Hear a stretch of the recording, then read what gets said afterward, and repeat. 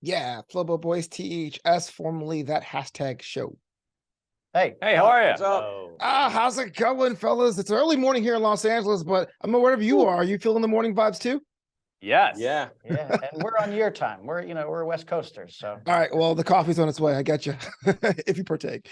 Let's get into it. See, let me ask you this. How do you go about breaking down the character of Quasi? Was that just something that was on a bucket list somewhere? Like, you know what? This guy is not getting his due.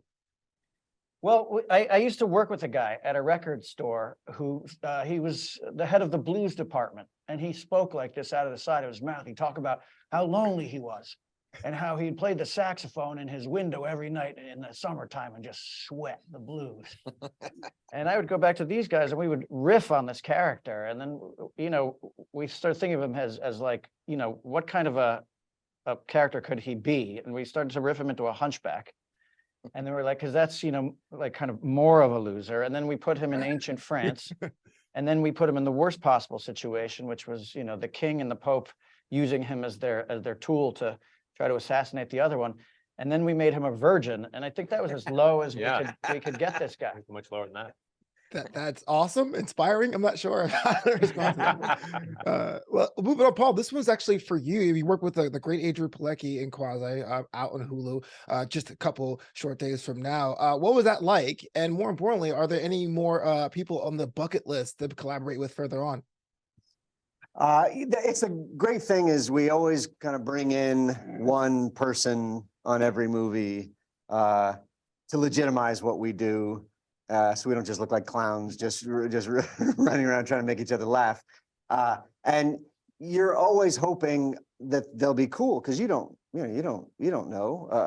And she showed up and she was awesome and the perfect queen, funny, beautiful, and just fit in seamlessly with the guys. So we all have, I think, have always lucked out. We've talked about Brian Cox, who's so great to work with. We got to work with Bill Paxton, Michael Clark Duncan.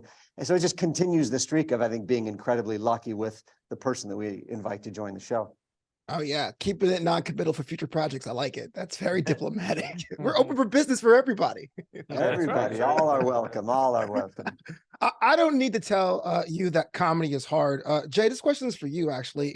It's been a while since the release of Beer Fest and Super Troopers. How has humor evolved for audience, if at all? And was that anything that influenced the making of Quasi?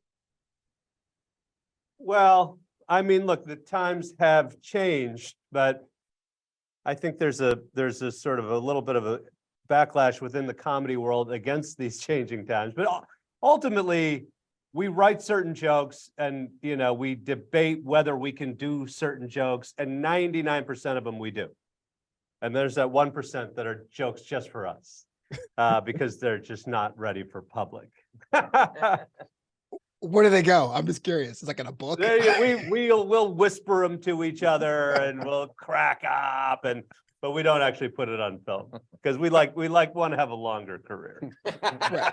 So this one's a bit more challenging then, just as a follow-up then to make that story happen and to still make it hot to your brand and still make it enjoyable, or it's kind of like you lockstep of what you need to do. Well, I think our philosophy has always been, if we can make each other laugh, all of us laugh, then it's funny, and that's what's worth putting down on paper. We just assume that there are other people like us, and that if we laugh at it, that we think other people will hopefully laugh at it too. That's sort of the philosophy.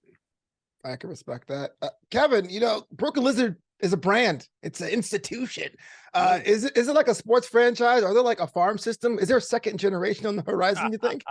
Well, it's funny. Like I put my kids in this movie, and they've, they know that all their kids, and they the Broken Lizard kids want to start Broken Lizard 2, so you bring it up to the next level. I don't know. One of your daughters is an improv. She's an improv actress, person, so- yeah. Cool. And she's at Colgate. We started the comedy group at Colgate, and it still exists today. Well, and Jay's son and Kevin's daughter are both going to Colgate That's next right. year as Yeah, freshmen. maybe they'll come up. So they're through gonna be the second tier. Right. Gonna happen. Is it encouraging, or is it kind of like, no, don't do that. Do a real job. Like, what's I that? definitely did not encourage the kids to do that, but sometimes they just kind of, that's the direction they go into. Yeah. But we worked hard for a long time to get where we are, and it's tough. So yeah, I mean, you gotta let them know that, you know?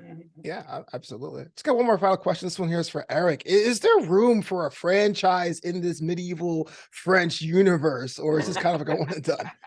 Oh, it's a lot of room for medieval spin-offs. bro, Yeah, lots sequel. of sequels, spin-offs. It'd be like its own Marvel universe. Yes, answer is yes. Quasi-verse. Quasi-verse, Yeah. Quasi-verse. I like A that. bubonic universe. I Yeah. appreciate that. Thank you so much for your time, guys. Quasi is coming Thank out you. soon, especially in Thank you. Hulu. Appreciate it. Thank Thank you. Thanks.